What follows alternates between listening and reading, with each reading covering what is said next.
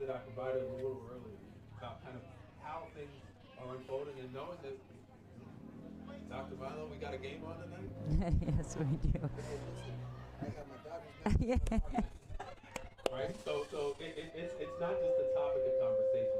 We're actually living this thing. So there it is. Warren, always helping out. I appreciate it. If you have a question, just raise your hand, a comment, a thought to kind of get us kicked off, and Warren will do that. Or I open that up also to panelists. Some thoughts, if anyone wants to get things kicked off. Y'all heard me say it. It's nothing scripted here. This is a conversation. Judge George, yes, sir. When I was a kid, 60, 70 years ago, there was a baseball player for the Boston Red Sox who was a graduate of Cal Berkeley, whose name was Jackie Jensen. He had a fear of flying and wouldn't travel with the Red Sox by air. Couldn't survive today. He traveled by train. And a few years later, the Red Sox had a player named Jimmy Pearsall, whose craziness was the source of a lot of derision, but he was a wonderful, wonderful competitor. I'm curious about what has changed in America over the last 50 years with regard to the public's understanding and acceptance of these mental health issues with athletes.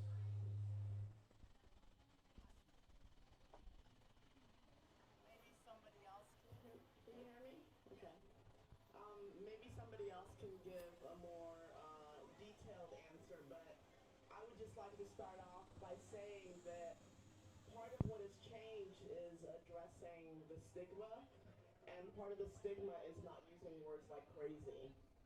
So the language has changed, first of all, and with the language changing, that encourages people who need help to be able to get help without being, feeling stigmatized.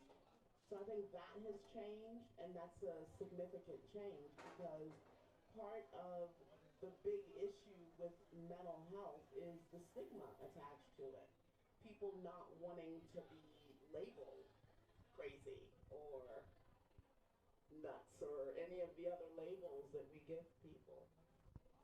Yeah, I think as it relates to the ongoing destigmatization of mental health, um, within psychology, we break it down into three parts around knowledge, awareness, and skills. And so I think over the last few decades, we've seen the shift of knowledge and awareness, and now people are now just grappling with, well, how do we actually have the skill to speak to these things, to support student athletes, to support athletes in general. So I would say that at least within the States, there has been some progress, definitely not as much progress as I would like, or I think is warranted, but we've seen a lot more conversations and moving away from, well, this person is crazy or this person's nuts. No, this person is going through a lot of persecution. They're surviving racism in the country. They're surviving sexism in the country. So before we think about athletes as athletes, we first really have to think about people who play a sport really, really well, right? So when I'm working with student athletes, it's not, or professional athletes, it's not just, okay, let me treat them in the way like there's something wrong with them in terms of a phobia, but let me first really understand who they are as a whole person, as coaches I'm sure you're going to talk about. So the last thing I'll say here, and what I shared a lot with my student athletes in athletics as well as esports, is that when you focus on the person, performance improves. Mm-hmm. So when I'm able to really hear, well, what's behind that phobia? Have you maybe had lost a loved one? Have you been exposed to some trauma? Where is that phobia coming from? That has nothing to do with baseball. That has nothing to do with your prowess as an athlete, but has everything to do with your emotionality as a human being. And once we can speak to that, that's actually going to help improve your performance anyway. I think acceptance. So I've been teaching coaching for 28 years, 18 years at City College. And for me personally, when you can provide a safe space. Now, I stay within my scope. I am not a psychologist. But at City College, we have wonderful resources. But I'm the first line of defense as their coach because they'll tell me things that they won't tell their parents. So acceptance, non-judging, open door policy, and the power of referral, and letting them know, asking for help is a strength. It is not a weakness. But also you have to look at their past and where they grew up. Maybe asking for help was a weakness. So we have to have the discussion of, we're not judging you. We're here to provide you an excellent opportunity academically and athletically, and we're going to get you the help that you need. So provide that safe space, because you are right. When they are mind, body, spirit, their performance goes straight up, and it's developing the whole individual, not just the athlete. You see how that crossover works, that mind, body, spirit, performance increases. That's not just in athletics, that's in life, right? And so that's a great crossover skill. You don't have to necessarily be an athlete to digest that. Yeah, test and test, yes. I agree with everyone on the, Good. yeah, testing. Yeah, definitely. I mean, just what everyone said on the panel for sure. Just, I think the last couple of years has been, years has been very important just in regards from the athlete standpoint. As Coach mentioned, it's okay not to be okay, and it definitely need a support system. And I think the conversation that has taken place in the last couple of years, like with Naomi Osaka and Simone Biles, will only increase these conversations. But I think the biggest thing is to have that safe space for these individual athletes and just letting them know that it's okay not to be okay 100% of the time. So, Indeed, absolutely. Any other thoughts, questions, comments? Warren up here 1 second, and we'll come back to a follow-up.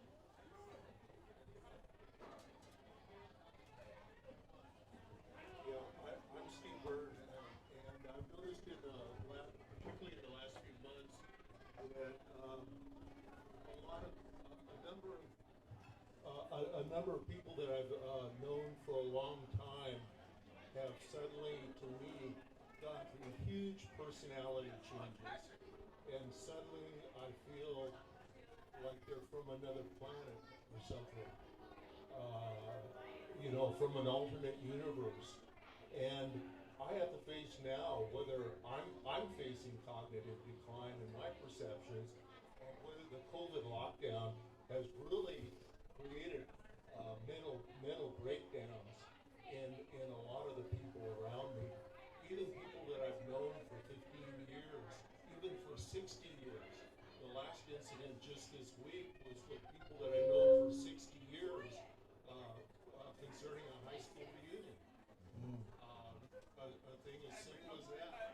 And I'd like to get everyone's perceptions on that. Yeah, and I think it's important to understand the mental impact of COVID, right? And so I think it's worth having a conversation, about that. And the reality of it is that it, throughout COVID, we were told to stay home, and we're told that we can't congregate, right? And so initially when that happened, you had a lot of youth going to the basketball court being told by law enforcement they can't do that, right? And so that being an outlet from being caged up in the house, like there's a lot there to unpack. So just wanted to see if there's anybody has any good jewels and gems to offer on that. Well, I don't know if it's a gem, but I have a lot of thoughts about it. y'all can tell me if it's a gem or not. Reality is, over the last 2 years, we all have experienced cognitive decline, varying degrees of it, and yet we've all experienced some sort of concern with our mental health.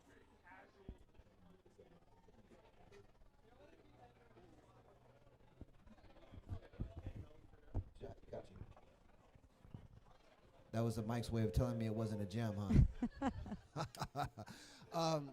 So we've all experienced some sort of cognitive decline, meaning that because we are social beings by our very nature, when we don't have the opportunity to connect with people outside of our homes, our mental health starts to slowly deteriorate. Now, again, I'm not trying to scare everybody like, oh man, I really gotta go get this under control. But we've experienced some level of either difficulty sleeping, right? Sleep schedule's out of whack. For me in particular, I know like my first event back in person a couple months ago, I was feeling really anxious. Like, what do you mean I gotta interact with people in person? Like, I just saw them on my screen for the last year and a half. So there's social anxiety increasing, especially with youth.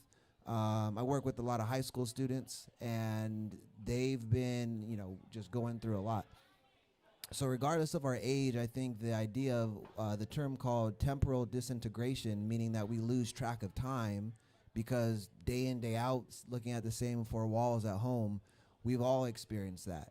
And because we've all experienced the same external stimulus or stimuli, we all have a different level of understanding of what's going on, and we can normalize conversations about mental health.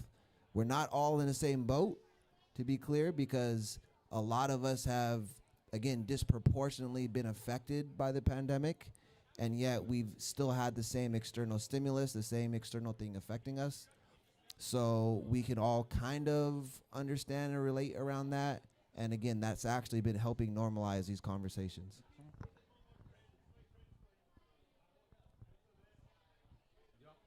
You don't have to say anything on it, but if you'd like to. Everybody's looking at me. I mean, I do, but I feel like everyone's looking at me like, let the depressed person say something. no. I agree that these last couple of years, as somebody who has dealt with mental health issues prior to COVID, I will say that one thing that I've noticed is the absence of awareness within the culture has been really clear to me, because the people who have done particularly well during COVID are people who knew how to deal with their mental health prior to COVID. Whereas during COVID, a lot of people didn't know what was happening to them, and then they were dealing with all at once feelings of shame. They were up against the stigma of not wanting to really admit what they were going through. We're not really a culture that confronts grief and mourning. And with so much loss and death and illness, people were really contending with a tremendous amount, including loneliness, which I don't know about here, but in the UK, it's an epidemic there. They've labeled it a social epidemic, loneliness. And so we, of course, being in our homes, have had to deal with a tremendous amount of loneliness. So I think that what's wonderful, I guess, the silver lining on the cloud, is that now you've got therapy anyway, texting. You can text your therapist. You can go online. You can Zoom your therapist. You can do so much, and that's opened up so much. Whereas I remember 20 years ago, 10 years ago, you call your insurance and they say, well, we give you 10 sessions, and then you're on your own. You got to pay for the rest, and the rest was like $500 a session or something, and you're going, wow. Wait, but $500? now, Oh, I should have been charging more. That's a lot of money. you don't charge that? Nah, I mean, I work at you? I know. No, I'm just joking. So, no, but now it's all covered 100%, and you're not limited.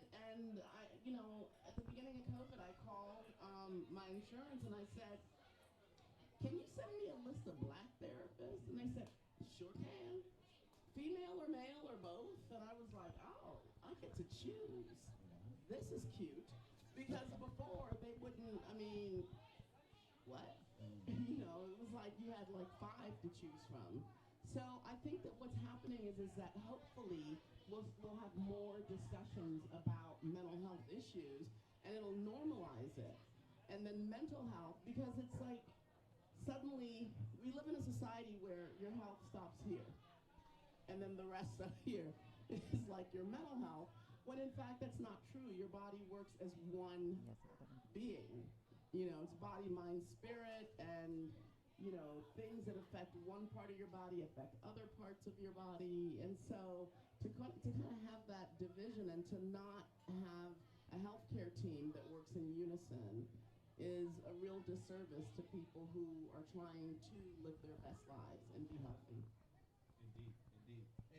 And Coach K, I'm gonna want to bring you in here real quickly because what I'm thinking of is remember, when I would do athletic things and not pull muscles back in the day, that would be an escape, right? Being able to just, I was a track guy, so being able to just go do, couple laps around the track, that was, you can't think about anything else. But when we talk about disruption to our schedule, we talk about disruption to our sleep schedule, when we talk about things that we're used to being taken away from us. What about the psychological impact of that? So we've been back for 8 weeks now. Oh. So we've been back for 8 weeks now, and I have a 15 team of freshmen. And the first conversation we had at our team meeting 8 weeks ago was, what's your sleep schedule like? And they said exactly what the panel has said. It's I sleep at 3 in the morning, I sleep till noon. And I said, okay, so you have face-to-face classes, you have, practice. How are you going to get there on time? And one of them disclosed, which was because we provide a very safe space, and she said, that's why I'm always late to class, but not to practice. And I said, well, if you're not late to practice, you can't be late to class because it's one and the same. So we try to approach it very holistically, mind, body, spirit, and to make them understand that for a year and a half or some 22 months have never played a game. The last game they played was when they were a junior, and so they had a lot of autonomy. And so they're learning how to reemerge, to be a teammate, to be accountable. And we're just there, like the X's and O's, like, yeah, I'm competitive like no other, but that's not why I teach and coach. I'm there to develop them mind, body, spirit, and the way we do that is letting them know, you're going to have to take baby steps to reemerge because now you have to be you're part of a team.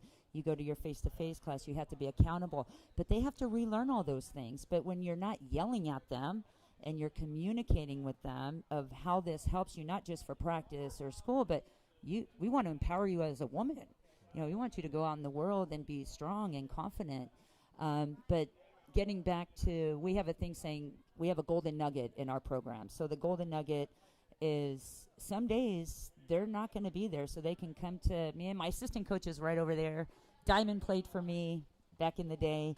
So the golden nugget is they can come to us and say, Coach, I'm going to use my golden nugget. And that means they're not okay today. So, one, don't yell at them on the court. But they might just be able to go 50% today. But they're allowed to do that. And so giving them that space and not to feel like they have to perform at their best when they're not at their best mentally.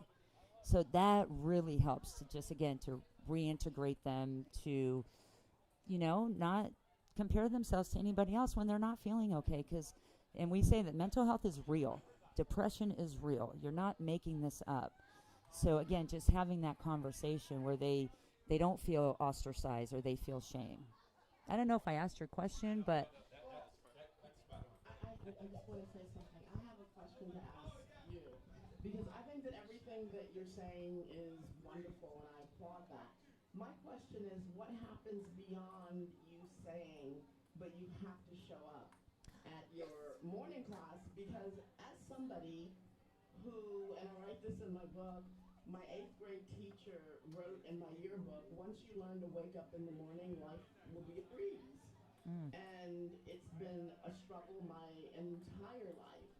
And so when somebody says to me, but you have to do this, it rather pushes me further into... It's a trigger. It pushes me further into this feeling of shame because I'm not able to. So it's not a mental issue of I don't want to show up for my class or I don't want to show up. So I think that it's important to sort of discuss what happens next if we're really dealing with a mental health issue. What happens? Right. Well, what I'm trying to do is to show them that, because we were talking about COVID, and they now have to be accountable for themselves. And so they meet with their counselors, they do their schedules, and our academic counselor is amazing, Joanne Graham, our athletic counselor, and she asks them, Are you a morning person, mid person? So we're just trying to create a conversation to create, so we're not triggering. Like, that would be a trigger for you if I said, you have to go to class, right? So I'm not trying to do that. I'm trying to give her, or my team, the understanding that you are accountable now that we are coming out of COVID. But if that doesn't work for you, it's okay to tell us. That's the whole point of what I was trying to say. I know, but what I'm saying, though, to you, though, is what happens beyond that if they tell you. Because I understand what you're saying. It's just because of the subject that we're discussing. I think that for me, if somebody says, oh, are you a morning person? Or I'm actually a morning person. But the issue is that when I'm going through a depressive episode, mornings are incredibly difficult. Right. So I didn't mean to cut you off. No, it's okay. So for me, what has worked, and I'm just saying this, is I went through a lot of things through a lot of years, and what finally worked for me, may not work for somebody else, was my physician, not my therapist. My physician said to me, there have been a lot of tests about light with retina. When you wake up in the morning, go for a walk. And it'll readjust your circadian rhythm. And that has worked tremendously for me in terms of now being able to sleep. I mean, having those sort of, having these coping mechanisms. So that's why I'm asking, what happens next as opposed to, are you a morning person? Are you a night person? Are you... I think resource oriented. That's Well, what kind of resources? Because I guess what I'm trying to emphasize is, and it's not, I applaud everything you're doing. It's not anything personal. I would But what never I'm take trying it to personal. emphasize is that sometimes when people believe themselves to be helping when it comes to mental health, it can actually have the opposite effect. Well, and that's why when I said, that's why I said at the beginning, that is beyond my scope. I am not a psychologist. I am not a counselor. So I call it the power of referral. So I'm the first line of defense, and then I would refer her to our counseling services because that is within my scope. I am not someone that can give them coping skills because I am teaching, coaching kinesiology. So that's what becomes next is if they can't. And we have wonderful free resources at SBCC, which all my athletes know. Mm-hmm. So I appreciate what you're saying because you are right. Like, no, that's all I wanted to know was that there is a referral process. yes, power of referral. To somebody who is qualified to. Yes, that is. Yes. So that's extremely helpful about those resources and making sure that we have access to the various resources that are out there. I think one of the resources that we can all take away from knowing where we are, this has nothing specifically to do with athletics, but as we're coming out of COVID, we're getting back, we're not practiced at small talk right now, right? Awkward. But a great recommendation of a question to ask is, hey, what's your sleep schedule like? Like that's a bonding and connecting question to be able to ask somebody. And it's specifically poignant at a time like now because we all know our sleep schedules are messed up a little bit. And that's just one example of, I'm sure, many. I just want to jump in about the power of sleep. So there's a lot of research that shows, the two things I highlight about sleep answer. There's a lot of research that shows if you have a funky sleep schedule, you're actually going to present with a lot of similar symptoms to depression. And sometimes you develop this body of symptoms that needs to be addressed in its own right, separate from the way that I would treat somebody who I would diagnose with depressive disorder. So sleep and depression sometimes have major overlap, and they're also separate ways of treatment and understanding things. So the second thing I would say is that the human body very much needs sleep, so much to the fact that if you go, I think it's about 18 hours with no sleep, and you do a breathalyzer, you're actually going to blow a BAC similar to somebody with a blood alcohol level, I think about 0.08 or 0.06. So your body, sometimes, and especially in communities and speaking very specifically as a black man here, within communities where mental health is stigmatized, misunderstood, when I share that, it's like, oh, I'm not trying to get put in a drunk tank because I didn't sleep. Like, that's not even, like, why would I do that, right? But I think it shows that our bodies sometimes tell us before, so it starts here and it's not making its way all the way up here. Our bodies are telling us, dude, I need sleep. And I'm going to show you the physical symptoms so you can actually pay attention to what you need support in mentally and emotionally. So sleep is such a major cure-all that, especially within the esports industry and community, man, sleep is like a luxury at times, and it shouldn't be. So, now, yeah. I want to make sure that y'all didn't catch this, because that's the second time he dropped an esports reference, right? So, we're not just talking about athletics, right? We're talking about people who perform sports, perform another expression of entertainment, electronically, right? Talk a little bit about that. Oh man, so esports multi-billion-dollar industry. I primarily work with college students, and there's such a pressure to show. Has anybody played video games? Damn. Okay, two of us. All right, that works. Oh, even more. There we go. There we go. All right. So there's a game called League of Legends, primarily played on the computer, online, all that kind of good stuff. The team I worked with that I used to run in 2019, we competed in China at the international level. And in the community, sleep is like people who compete really, really well understand. Am I just cutting them out later?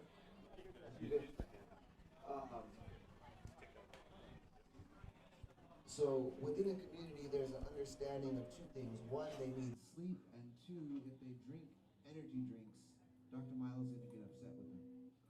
And when you are wanting to compete at such a high level, it's necessary to really prioritize sleep. Whether you're an esports player within the athletics department or in my current position in corporate America, sleep is essential. So I may have missed. Was there something about esports? No. I just wanted you to touch on that because you was mentioned it, and I wanted folks to kind of grasp that and not just skip over that. Right. So the other thing to mention with esports is that to be able to compete at a high level, you really have to grind, meaning that you're going to be playing around 12, 14 hours every day. And Brother James, as great of a track runner as I'm sure he was, this brother can't run for 12 to 14 hours, right? As fast as I'm sure that. So there's this understanding that I have to keep playing, and in other sports, maybe in traditional sports, obviously our bodies can't do that. But when your movements contain just from here to here and a couple clicks at millisecond speed, you think you can go without sleep until it catches up to you. So you really, really have to prioritize that. And then I always tell them about their mechanics, their cognitive ability will decline if they're not getting enough sleep. So it's again, mind, body, spirit, it's all connected.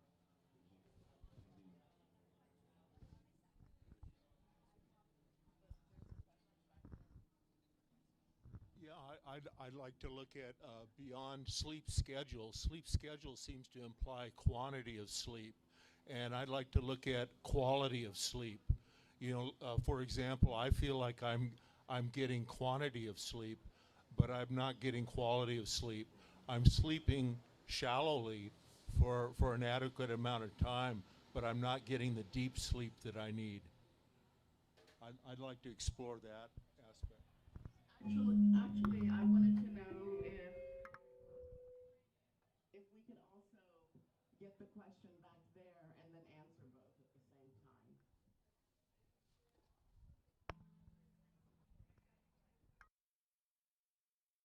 Oh, thank you so much.